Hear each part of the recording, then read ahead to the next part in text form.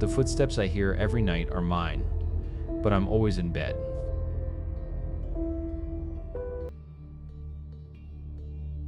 I think something is learning how to be me. It started in that strange, syrupy space between wakefulness and sleep. You know the feeling. Your body is lead, but your mind is still floating, catching echoes of the real world like driftwood. That's where I was, night after night, when I first heard it. We live in a 2-story house, Serena and me. Our bedroom is at the top of the stairs. Our daughter, Iona, has her room on the ground floor, right by the living room. Over the years, I've learned the sound of my family. Iona's steps are a light, frantic pitter-patter when she's excited, a sneaky, floorboard testing creep when she's after a midnight cookie. Serena's are steady, a soft, confident rhythm that I can pick out of a crowd. I know their sounds like I know their faces. So when a third set of footsteps started climbing the stairs in the dead of night, I noticed. At first, I didn't really notice, not consciously. In that pre-sleep fog, the sound would just drift into my awareness, a slow, heavy tread, measured, cautious. It wasn't Serena. I could feel the warmth of her back pressed against mine. It wasn't Iona. The steps were too heavy, too deliberate. My drowsy brain would throw a question mark into the dark. Who's that?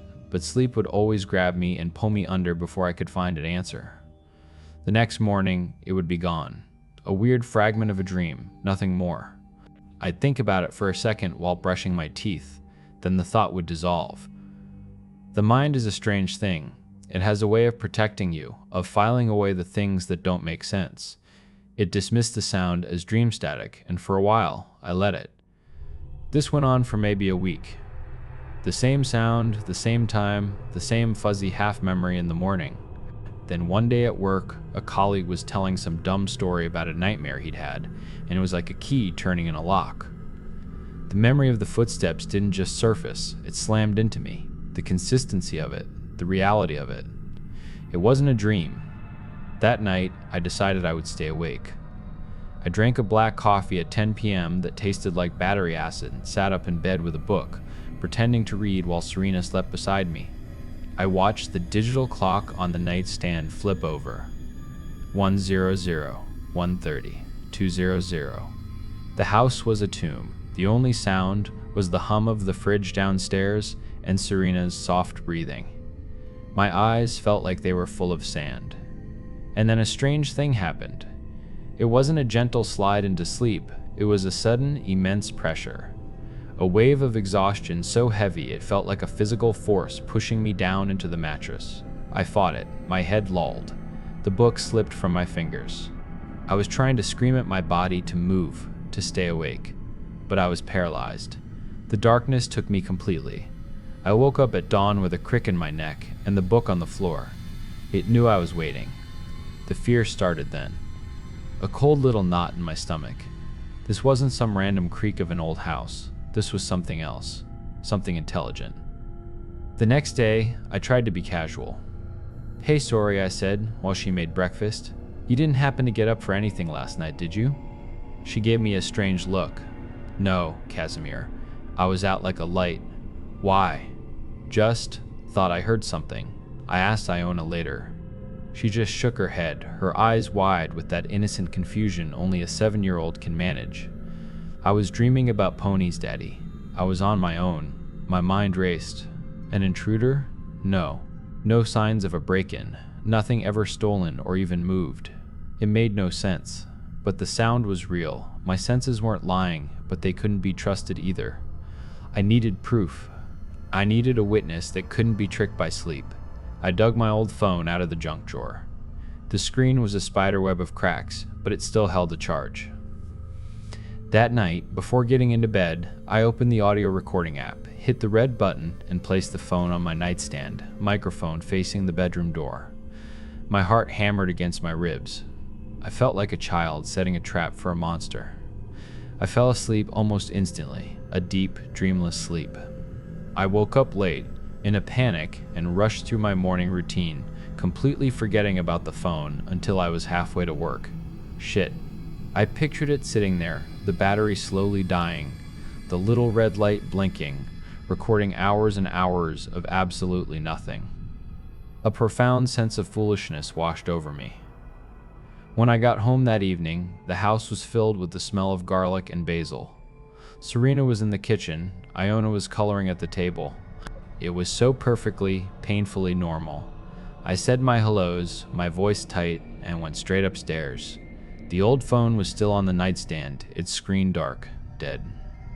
I grabbed it and my charger, and instead of staying in the house, I went back out to my car. I don't know why. I just needed to be somewhere else, somewhere neutral. I plugged it in. The screen flickered to life. The audio file was huge, over 9 hours long. I put in my earbuds, the world outside muffling to a dull roar. I hit play and started skipping through. Hours of silence, the whisper of the furnace kicking on, a distant siren, the groan of the house settling, my own snoring. I scrubbed forward, my thumb sliding across the timeline. And then, at 2:17 a.m., I found it. A soft thud from downstairs, the floorboards in the hall, and then the stairs. 1, 2, slow, deliberate. Each step a hammer blow to my heart. I could hear the faint scuff of a shoe, the shift of weight. 5, 6, and then the creak. The sharp, whining creak of the 7th step, the one I keep meaning to nail down. My blood turned to ice. It was real. I wasn't crazy. The steps reached the top of the landing, paused right outside my bedroom door for a full 10 seconds, and then nothing. Just the hiss of static for the rest of the night. I felt a dizzying wave of relief and terror. It was real. It was real. It was real. I kept listening, fast-forwarding through the rest of the night, through the morning sounds of my family getting ready, their voices muffled and distant. The file continued through the empty day. I was about to stop it, my finger hovering over the screen, where I noticed the timestamp. It was approaching 5:45 p.m., the time I got home. I let it play. I heard the front door open downstairs. I heard my own voice, clear as day, call out, "Honey, I'm home." I heard Serena's cheerful reply from the kitchen. And then I heard footsteps coming up the stairs. My footsteps. The tired, heavy tread of my work boots after a long shift. The way my left heel scuffs the riser if I'm not paying attention. I listened, my breath held tight in my chest as the steps climbed. 5, 6, creak. The 7th step. It was not a similar sound. It was the same sound. The exact same cadence, the exact same weight, the exact same whining complaint from the wood. A perfect, flawless, byte-for-byte echo of the recording from 2:17 a.m. I am sitting in my car in the driveway. The lights are on in the kitchen. I can see the silhouettes of my wife and daughter moving around, and I am afraid to go back inside. Because I don't know which set of footsteps they'll hear when I walk up to my own bedroom tonight.